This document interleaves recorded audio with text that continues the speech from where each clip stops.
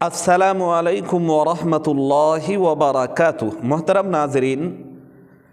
آج کی اس ویڈیو میں مسئلہ کا عنوان ہے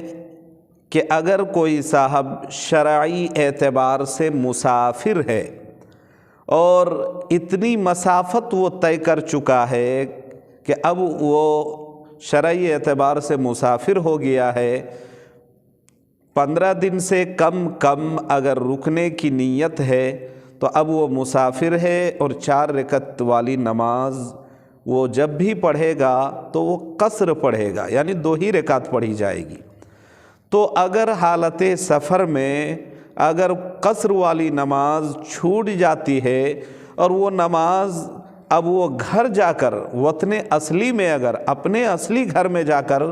ادا کرنا چاہے، پڑھنا چاہے، تو اب وہ جو حالت سفر میں چھوٹی ہوئی نماز ہے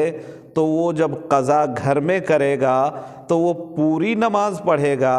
یا قصر ہی کر کے پڑھے گا؟ تو آج کی اس ویڈیو میں اس مسئلے کی وضاحت کروں گا۔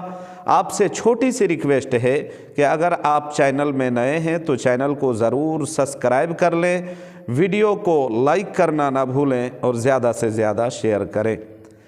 تو چلیے چلتے ہیں مسئلے کے جواب کی اور۔ جواباً عرض ہے کہ سفر کی حالت میں اگر کوئی نماز رہ جاتی ہے، چھوٹ جاتی ہے، قضا ہو جاتی ہے، اور وہ چھوٹی ہوئی نماز جو سفر کی حالت میں بندے کی چھوٹی ہے یا قضا ہو گئی ہے، اب اس چھوٹی ہوئی نماز کو اگر اپنے گھر میں ادا کرنا چاہے، پڑھنا چاہے، تو وہ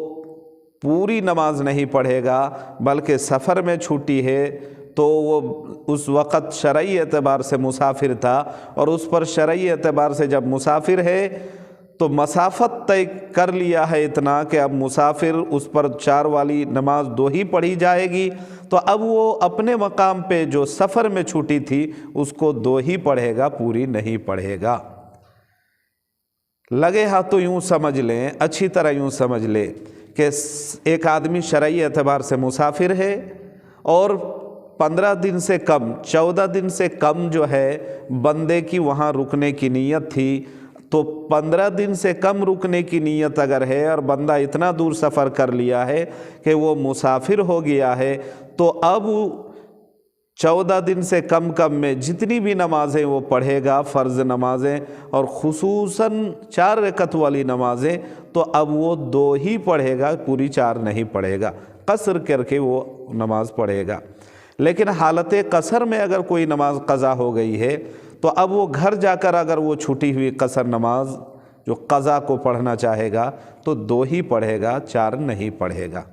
اللہ تعالی ہمیں سمجھنے کی توفیق دے۔